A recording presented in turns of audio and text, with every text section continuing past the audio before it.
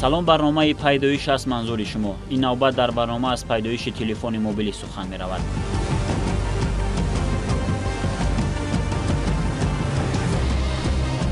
اگر پیدایش علاقه موبیلی را به شرکت موتورولا نسبت دهیم خطا نمی کنیم.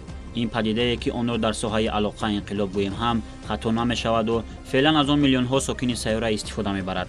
به فعالیت مهندسی شرکت نام برده مارتین کوپر ربط دارد.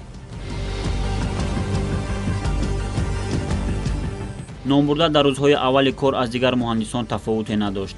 مدت نگذشته کوپر برای پلیس شهر چیکاگو رادیوی کیسگی اختراع کرده با این عمل خود در شرکت موتورولا برای ساختن تلفن موبیلی همراه اساس گذاشت. در سنه 3 اپریل سال 1973 کوپر در دست نخستین تلفن موبیلی داشته از کوچه منهتن سیر و گشت کنان به اداره مرکزی تحقیقاتی از اسباب دستساز خود زنگ زده خواهش نمود که سرور شعبه جوئل انجل را به نزد تلفن دعوت کنند. همین خیل هم شد.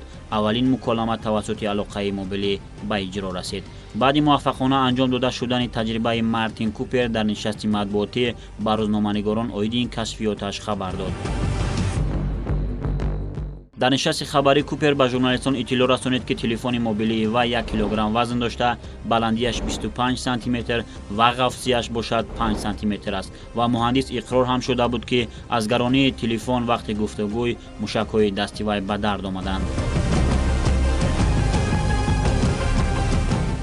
نخستین تلفن موبیلی تنها بعد 10 سال این حادثه 6 مارس سال 1983 از طرف شرکت موتورولا به فروش برآمد که دیانا تک نامگذاری شده بود. تلفن 1.5 کیلوگرم وزن داشت و از 12 تکمچه عبارت بود. اکومولاتور این تلفن برای ماشیت 35 دقیقه‌ای بسندگی می‌کرد و خلاص. حالا آنکه آن را در مدت 10 ساعت پر کردن ضرور می‌آمد.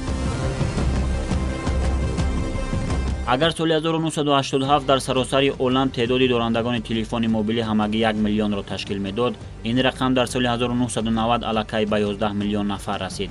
بنا به معلومات جمعیت بین المللی تلکومونیکاسیونی سال 1995 بیش از 91 میلیون نفر مشتری تلفن موبیلی بودند. سال 2008 شخصانی از خدمترسانی تلفن‌های موبیلی استفاده برنده نزدیک 3 میلیارد را تشکیل داد. طبق آمار امروز در هر یک عائله سیاره زمین 3-4 عدد تلفن موبیلی راست آمده. عالمان ساحه طب در خصوص ضرر استفاده غیر مقصدناک و از معیار زیادی آن را هشدار می‌دهند. به همه هشداری‌ها و آگاه‌کنی‌ها نگاه نکرده امروز کسی را به این نوع معاشرت تصور کردن غیر امکان میباشد. این بود معلومات مختصر از تاریخ پیدایش تلفن موبیلی پیشنهاد شما.